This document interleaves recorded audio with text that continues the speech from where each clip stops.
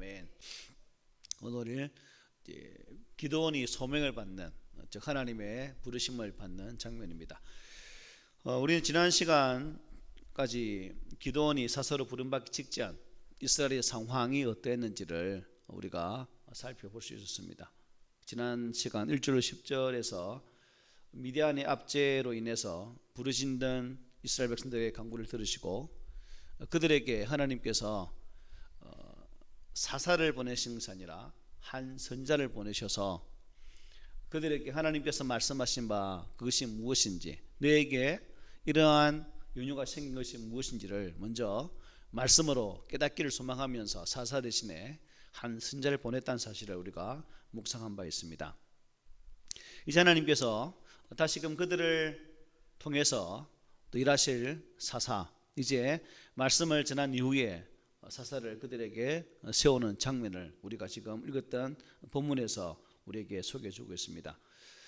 보잘것없는 집안, 그리고 소심했던 사람, 미디안 족속이 무서워서 함부로 밖으로 나오지 못하고 집안에서만 타작을 하게 했던 그러한 사람을 부르셔서 하나님의 큰 사사로 세우시고 그를 이제 미디안의 손에서 이스라엘을 구원하게 하시는 그 내용들을 오늘 본문은 우리에게 잘 말씀해 주고 있습니다. 당시 이스라엘 백성들은 하나님 부르심에 순종하지 아니했죠. 저는 이제 사사를 보면서, 사사기를 보면서 느끼는 게 오늘 이 시대를 살고 있는 우리들하고 어떻게 이렇게 똑같을까? 다람쥐 쳇바퀴 돌듯이 계속해서 동일한 그 쳇바퀴를 돌면서 짓고 회개하고 용서받고 또 짓고 회개하고, 이게 우리하고 똑같은 그러한 삶을 사는 이들의 모습을 보면서 어찌 보면 나를 다시금 살필 수 있는 그러한 가장 또 필요한 말씀이 이 사사기의 내용의 말씀이다라고 생각합니다. 우리 지난 시간에 살폈던 것처럼 이스라엘 백성들이 여러분 궁핍했죠.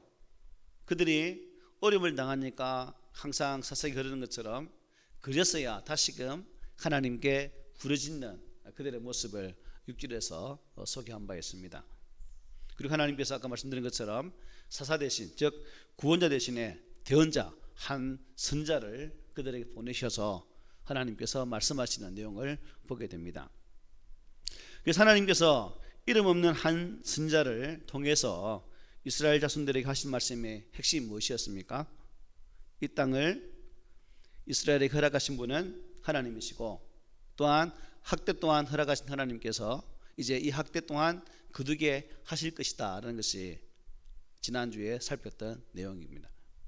그리고 우리가 지난주 보았던 10절 말씀이죠. 내가 또 너희에게 이르기를 나는 너희의 하나님 여호와이니 너희가 거주하는 아모리 사람의 땅의 신들을 두려워하지 말라 하였으나 너희가 내 목소리를 듣지 아니하였느니라 하셨다 하니라. 이스라엘은 하나님 외에 다른 신을 섬기지 말아야 되는 대상입니다.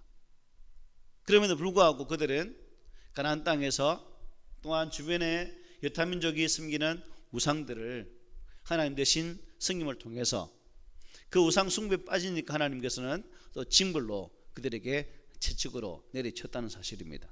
그런데 이러한 죄의 흐름들을 이스라엘 백성들이 제대로 알지 못했고, 그래서 오늘 또 말씀을 통해서는 그러한 연속적인 죄에 빠지니까 이제 어느 사람들을 들어 쓰십니까?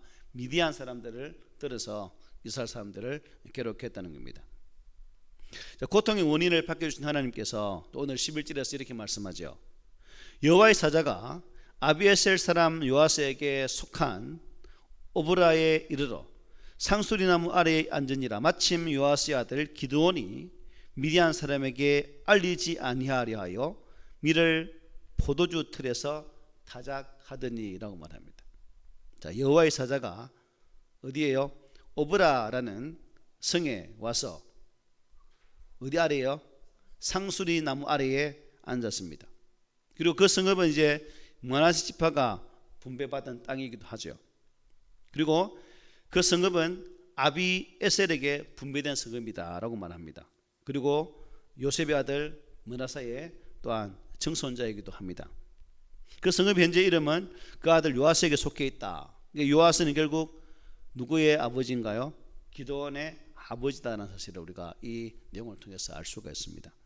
즉 기드온을 부르시려고 그의 성읍까지 하나님의 사자가 이제 직접 찾아오신 거예요. 지금까지의 모습만 보면 이 기드온의 집안은 이 성의 지도자임을 우리가 분명하게 단박에 알 수가 있죠. 그런데 이어지는 기드온의 모습을 보면 좀 이상한 장면이 나오죠. 여러분 타작하면 우리는 옛날에 우리 동네 가면 타작마당이 있었거든요. 그 타작마당에서 벼타작도 하고 겨울에 또 5월 6일 되면 보리타작도 하고 했거든요. 그런데 기드온이 지금 어디에 타작하고 있습니까? 예, 포도주 틀에서. 그죠? 몰래 숨어서. 왜냐하면 이 미디안 사람들이 이스라엘 백성들이 농사를 지어 놓으면 우르르 와서 다 뺏어가니까 안 뺏기려고 이 미디안 사람에게 알리지 않고 이때 그죠? 그냥 숨어서 아주 소심한 미디안의 모습을 기드온의 모습을 볼 수 있습니다. 그러니까 포도주 틀 조그맣지 않잖아요. 그러니까 양도 어떻게 해요? 많았겠어요? 작았겠어요? 적었겠죠. 몰래 숨어서 그때그때 먹을 만큼 조금씩 타작을 했다는 것으로 이렇게 추측이 가능합니다. 마당 같은 넓은 공간에 가면 분명히 빼앗길 것이고 안 빼앗기기 위해서 이러한 모습을 비밀리에 집안에서 몰래 이렇게 타작을 하고 있습니다. 이걸 보면서 참 그 당시에 미디안 사람들의 이스라엘 백성들을 향한 착취는 심했을까요? 아니면 안 심했을까요? 참 심했다. 먹지 못할 정도로 곡식까지 다 뺏어가는 그런 상황이다. 그리고 이 기드온의 성품이 어떤 사람일까? 보통 사람과 전혀 다르지 않는 좀 소심하고 또 겁도 있는 그러한 성품의 소유자이다라는 것을 알 수가 있습니다. 그런데 뜻밖에도 하나님의 사자는 이 기드온에게 찾아오셔서 하는 말씀이 무엇입니까? 우리 12절 다 함께 읽어볼까요? 시작. 여호와의 사자가 기드온에게 나타나 이르되 큰 용사여 여호와께서 너와 함께 계시도다 하매. 좀 전에 같이 숨어서 타작하고 있는 그에게 큰 용사여 여호와께서 너와 함께 계신다라고 말씀해요. 큰 용사. 여러분 이 큰 용사하고 기드온하고 어울리는 단어입니까? 전혀 어울리지 않죠. 전혀 어울리지 않는 단어로 하나님께서 그렇게 기드온을 부르고 있는 장면입니다. 기드온에게는 이 큰 용사라는 이 말이 전혀 어울리지 않는 그런 상황이지만 하나님께서는 그를 큰 용사라고 부르겠다는 거예요. 자, 그렇다면 왜 기드온이 큰 용사가 될 수 있을까? 그 이유가 뭐라 생각하십니까? 저기 답이 있죠. 하나님께서 너와 함께 하시기 때문에. 우리 혼자는 도무지 큰 용사가 되지 못하겠지만 여호와 하나님께서 너와 함께 하시기 때문에 너는 이미 큰 용사다라는 의미로 이 말씀을 주고 있다는 거죠. 우리가 그동안 보았던 사사기 앞장 1장에서 쭉 5장까지 살펴봤는데요. 맨 처음 사사가 온니엘, 그죠? 80세에 부름받지 않았습니까? 그 역시 큰 용사라고는 보기 힘들죠. 젊을 때는 온니엘은 아주 싸움도 잘하는 상이지만 이미 나이가 많은 상태입니다. 두 번째는 누구였죠? 에훗, 왼손잡이. 그야말로 오른손을 전혀 쓰지 못하는 이 또한 연약한 자다라는 사실을 보게 되고, 그 다음에 삼갈, 농부, 소모는 자. 그 또한 손에서 그냥 소나치던 그런 사람을 부르셔서 하나님께서 쓰셨고, 그 다음에 네 번째 사상 누구였죠? 여자 드보라. 이 드보라를 들어서 하나님은 사람을 세우시고 야훼를 또 들으셔서 이렇게 꼭 쓰시는 모습을 보게 됩니다.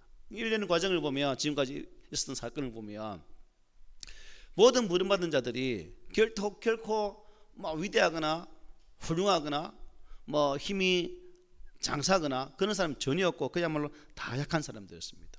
결국 이분들이 쓰임받게 되어진 이유, 여호와 하나님께서 함께 하셨기 때문에 그들이 쓰임받았고 기도원 또한 하나님께서 함께 하시기 때문에 큰 용사로 부름을 받게 되어지는 그 은혜가 임했다는 거죠. 이게 무슨 의미일까요? 결국 오늘날 우리에게도 동일하게 적용이 되겠죠. 나 개인의 모습, 우리가 살아가는 삶의 모습은 참 미약하고 약하고 이래봐도 저래봐도 쓸데기 없는 그런 참 약한 사람이지만 하나님께서 함께 하실 때 어떻게 해요? 우리도 하나님의 큰 용사가 될 수 있다 없다? 있다는 거죠. 이 믿음이 우리에게 있어야 된다. 누가 함께 하실 때? 여호와 하나님께서 나와 함께 하실 때. 그러므로 우리는 이 내용을 보면서 하나님께서 함께 하시면 얼마든지 나 또한 하나님의 큰 용사로 쓰임받을 수 있다는 이 분명한 믿음을 우리 모두가 가지시기를 바랍니다. 자, 그런데 이 여호와의 사자의 말씀을 들은 기드온이 여러분 어떻게 반응합니까? 13절에 보면 우리 함께 읽어볼까? 13절. 이건 기드온의 변명이죠. 시작.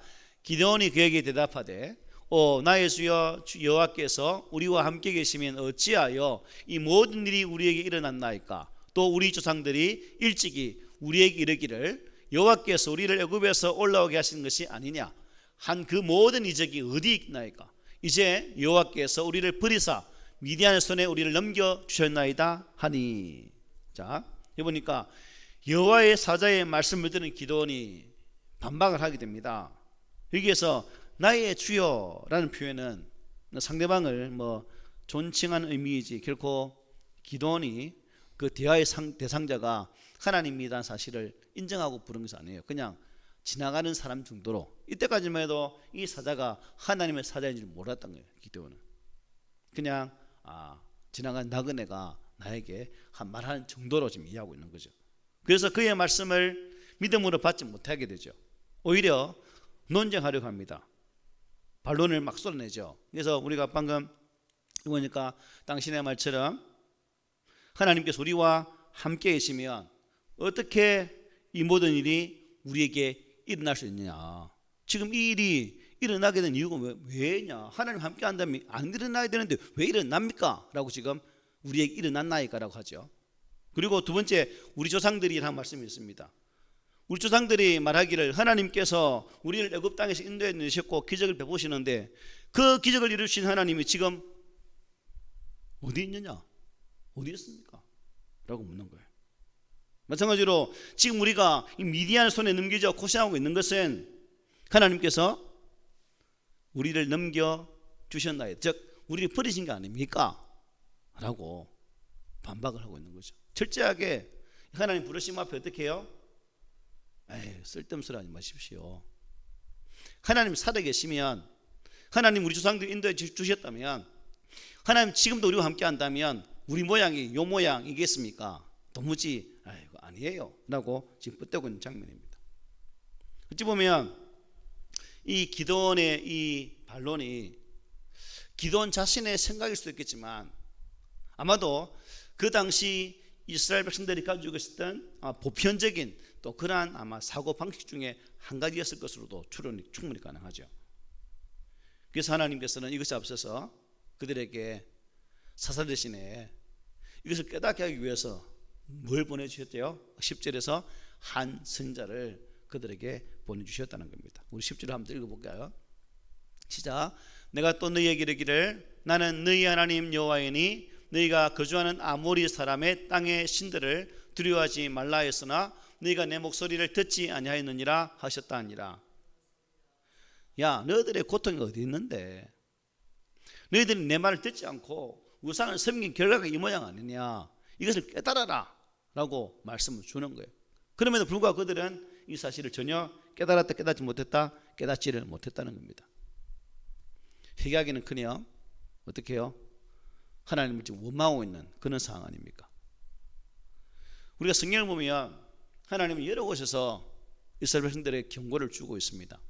그리고 그 경고의 말씀에 불순종할 때는 분명한 징계로 역사하신다고 말씀하셨어요. 그럼에도 불구하고 이스라엘 백성들은 그러한 하나님 말씀에 대해 전혀 개의치 아니하고 지갈 길만 갔다는 거예요. 하나님 말씀에 불순종하고 죄악된 길로 갈 수밖에 없었고 결국 그 죄악된 길은 그들의 삶에 고통을 가져오게 되었다는 것입니다. 그럼에도 불구하고 지금 어떻게 해요? 원망을 하고 있는 거죠. 혹시 우리는 그런 신앙생활을 하고 있지 않은지 모르겠습니다.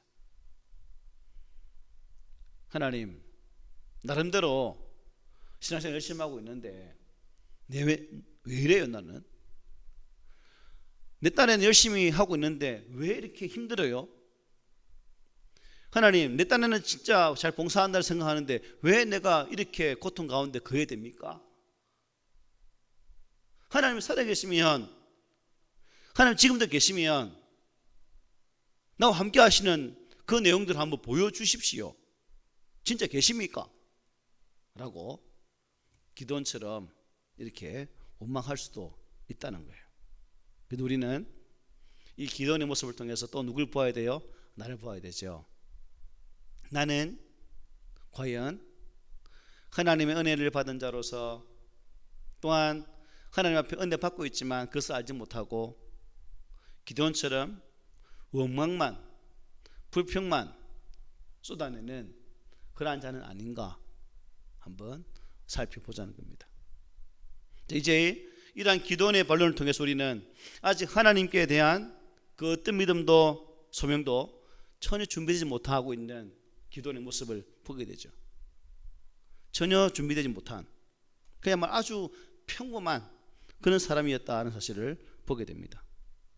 그러나 하나님께서는 그와 논쟁하기보다는 어떻게 해요? 그에게 다시금 하나님의 소명을 계속 불어넣으려고 애를 쓰는 장면이 14절에 나와요. 14절 읽어볼까요? 시작.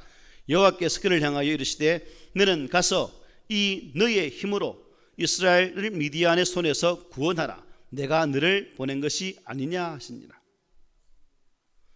하나님은 기도원에게 그냥 단도직입적으로 너는 가서 어떻게 해요? 이 너의 힘으로 이스라엘을 미디안의 손에서 구원하라. 내가 너를 보낸 게 아니냐라고 말씀하고 있죠. 여기 보니까 이 너의 힘, 이 너의 힘이란 누구의 힘일까요? 기도원의 힘일까요? 아니죠. 이 앞에 이 누구 여호와께서 함께 하시는 그 힘으로 하라는 겁니다. 사람의 힘이 아닌 네가 가지고 있는 그 미약하고 강자 앞에서 숨고자 하는 빼앗길까봐 조바심 내리면서 숨어서 탈곡하는 그 약한 모습으로 아니라 네 속에 능력을 부어넣으시는 그 하나님의 힘으로 지금 저들에 가서 이스라엘을 구원하라 라고 지금 말씀하고 있는 거예요. 너와 함께 하시는 그 힘으로.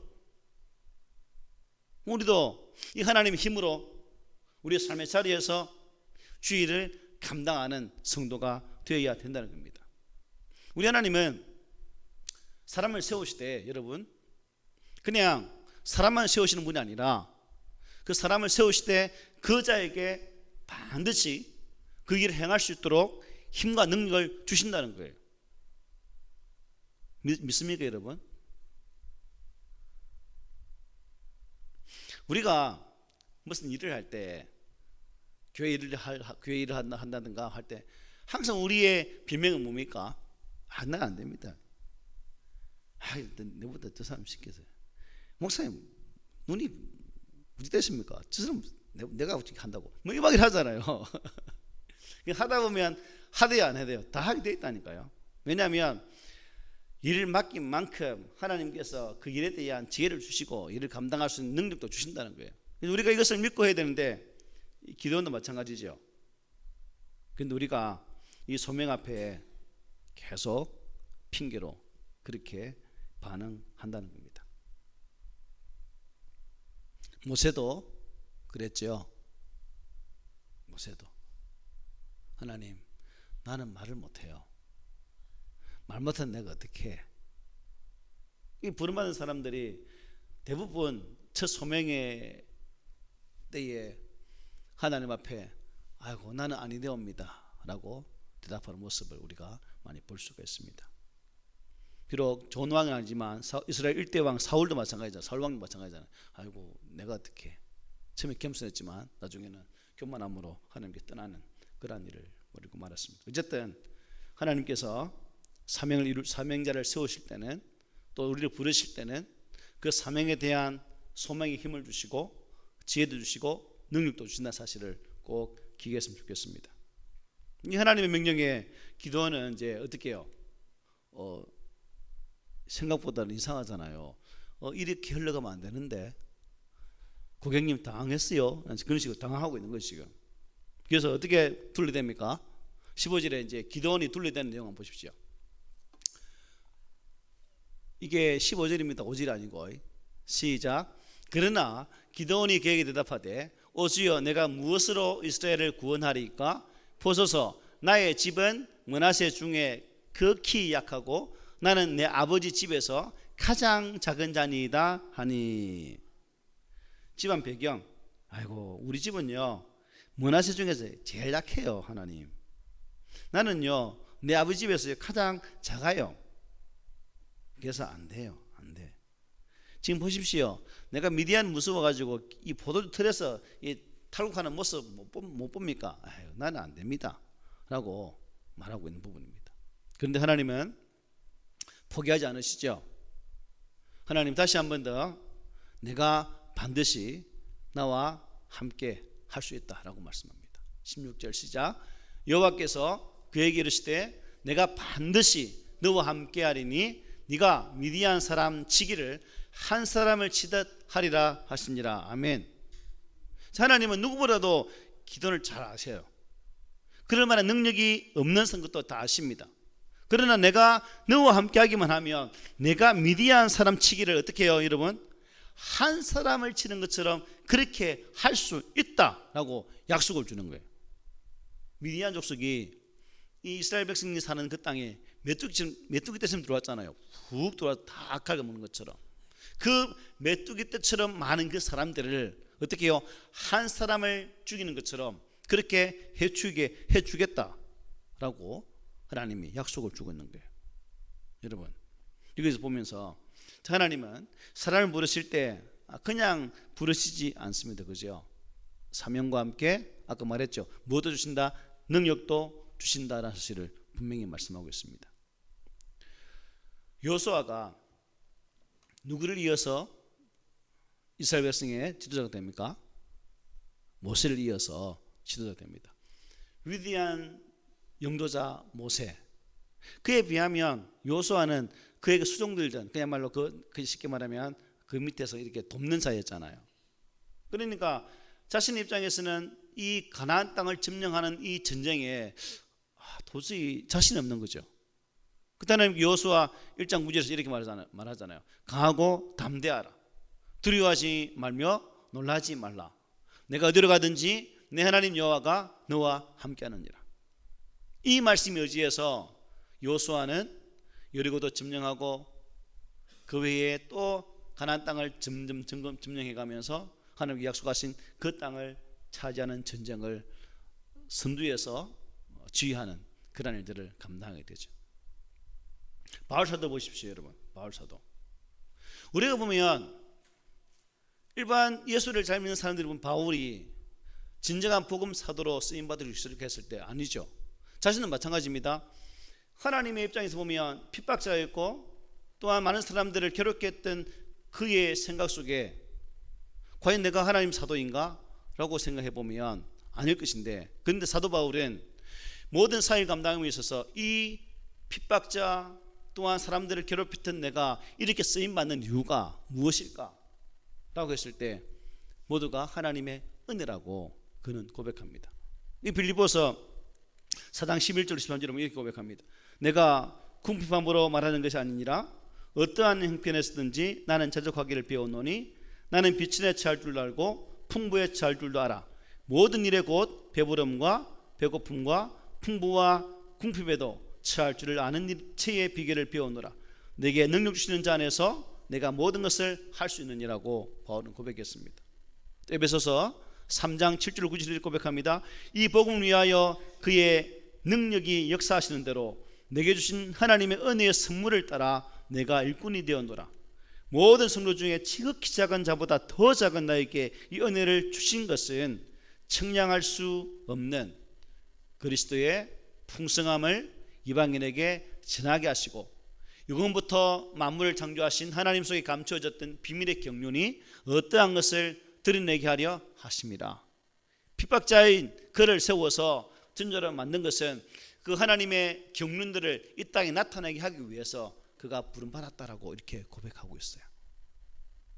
여러분, 오늘 우리는 정말 이 하나님의 말씀에서 아주 중요한 교훈을 발견하게 됩니다.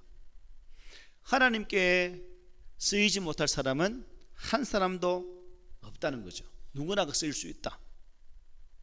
내가 왜소하든 내가 부족하든 내가 배우지 못했든 하나님의 손에 들리는 자는 하나님의 능력을 드리기 때문에 그 하나님 능력으로 주 일들을 충분히 감당해낼 수 있다는 사실을 깨닫게 된다는 거예요. 그러므로 우리는 우리 삶의 자리에서 나는 안 됩니다, 나는 늙었습니다, 나는 부족합니다가 아니라 이 늙었을지라도 하나님께 나를 맡기면, 나에게 맡기신다면 나 또한 이 일을 할 줄 믿습니다라는 그 믿음으로 주 일들을 감당해내야 된다는 거예요. 이게 믿음이죠. 이럴 때 내 삶 속에 산 같은 그 무엇이 쌓였을지라도 우리는 그 높은 태산 또한 하나님께 함께 하시는 그 능력으로 뛰어넘을 수 있는 은혜를 누릴 수 있다는 사실입니다.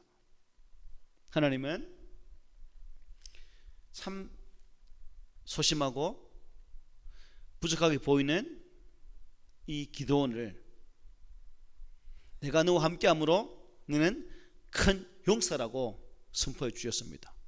이제 여러분들이 뭐가 되어야 됩니까? 하나님의 큰 용사가 되어야 됩니다. 내 힘으로 아닌, 내 능력이 아닌 전적인 하나님의 은혜와 능력으로 주께서 함께 하심으로 말미암아 하나님의 일에 쓰임받는 그런 큰 용사들이 되셔서 하나님께 영광이 되어지고 여러분의 삶의 그 자리에는 큰 은혜가 되기를 소망합니다. 하나님께서 일을 맡길 때 이리 도망가고 저리 도망가고 꼭 문연 빼는 우리가 아니라 그 부르심 앞에 주님 내가 여기 있습니다 라고 고백하면서 주님의 큰 용사가 되는 우리 성도가 되시기를 주의 말씀으로 축복을 드립니다. 아멘.